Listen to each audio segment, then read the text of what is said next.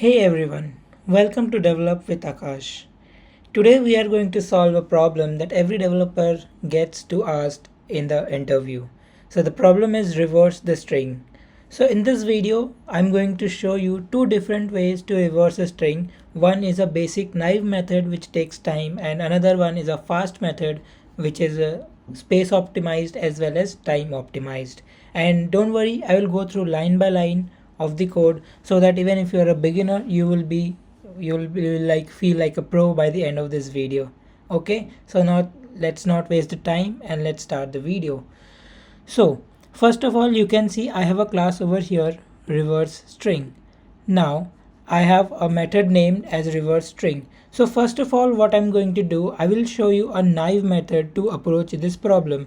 So for example, we have a string like this. Okay, let's take the example of string as Shane Watson. Okay, so this is my string. I want to reverse it. So what can be the very basic approach to reverse it? Just think it like a simple beginner.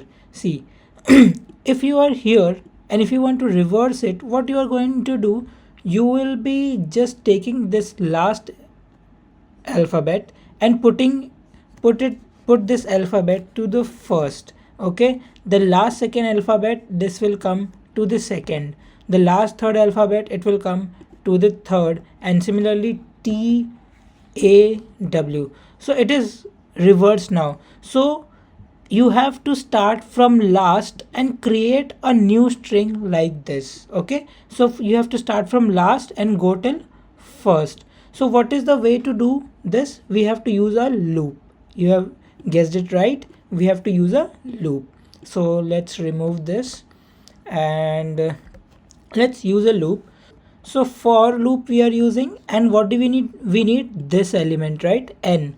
So for this, what we are going to do, we are going to define int I is equal to this string dot length. So we are going to loop from last to first. Okay, so to get the last element, what we use, string str dot length minus 1. Okay, come on. Next we will be using I is greater than equal to 0.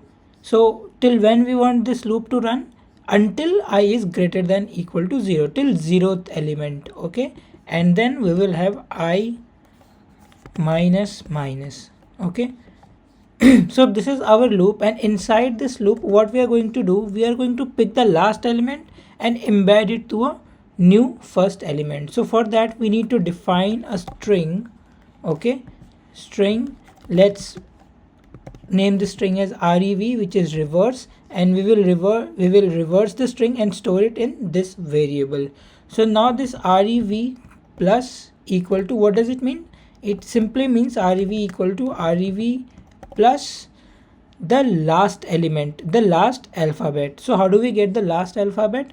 We get str dot character at I. Okay, so this is how we get the last alphabet.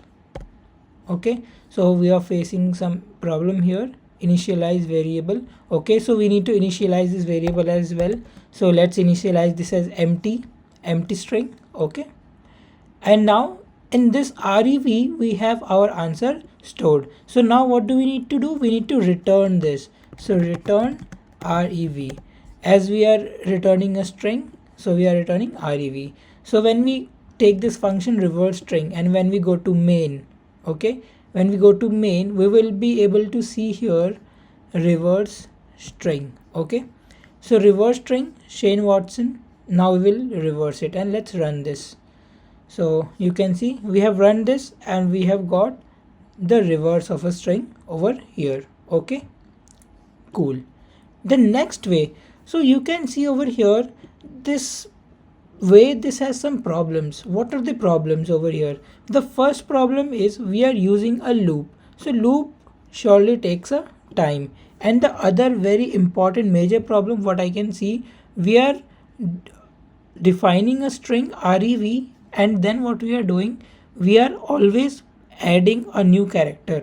So we know that string are immutable. If string are immutable and whenever we are doing this line, it means it creates a new string every time. So it consumes a lot of memory as well. So how do we solve this problem? Let's look it into the second function. So this is not my loop actually, this is reverse string loop over here. Okay, so and now we will do reverse string optimized. Okay, so now we will have an optimized method. So to solve for optimized method, it's very simple. I can just tell you, we will be using a string builder. Okay, what we will be using, we will be using a string builder.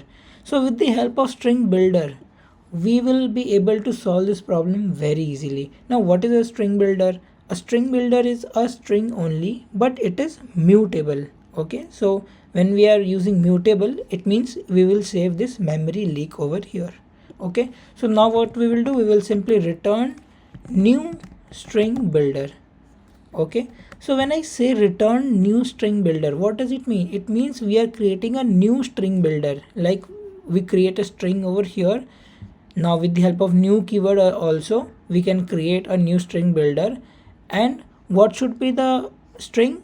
String should be str. So we pass str. Okay, and dot, we will be able to see a reverse function over here. So by default, Java gives us a function called reverse, which will reverse the string. And now this is our answer. But our return type is what? String. We have consumed a string, so we need to return a string it only. So what do? We will change it to string with the help of toString method. And this is it. Simple. Now let's copy this function. Let's come over here. Let's paste it here. Okay. So now we are using the second function and we are trying to revert the same string, Shane Watson. Okay, let's run it. You can see we have got the correct answer. Okay, I don't know how to spell this, but okay. So I guess this was it for the video. If you have liked the video, please give it a thumbs up. It really helps the channel to grow. I will see you in the next video. Until then, keep learning. Bye bye.